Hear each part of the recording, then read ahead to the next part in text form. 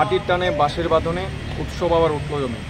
আপনারা জানেন বিগত এই কিছুদিনের আমাদের বন্যা কবলিত অঞ্চলগুলোতে আমরা ক্যাম্প করেছি।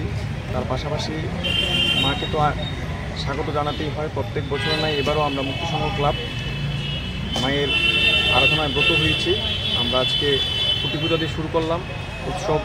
আমরা উৎসবকে মায়ের আগমনের যে শুরুয়াত আজকে শুরু হয়েছে।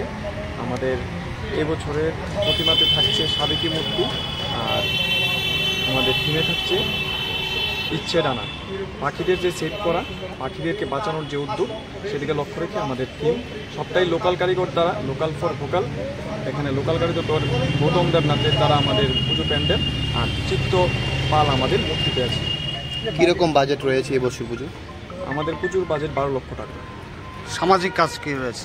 সামাজিক কাজ যেরকম আজকে আমরা আমাদের যারা আমাদেরকে স্বচ্ছ এবং সাফাই রাখে, আমাদের সাফাই কর্মী যারা ভাইয়েরা আছে, ওনাদেরকে আজকে আমাদের পাড়ার ছোট বোন রেশমিতা রায় ওর যোগা অ্যাসোসিয়েশনের পক্ষ থেকে ও বস্ত্র বিতরণ করবে।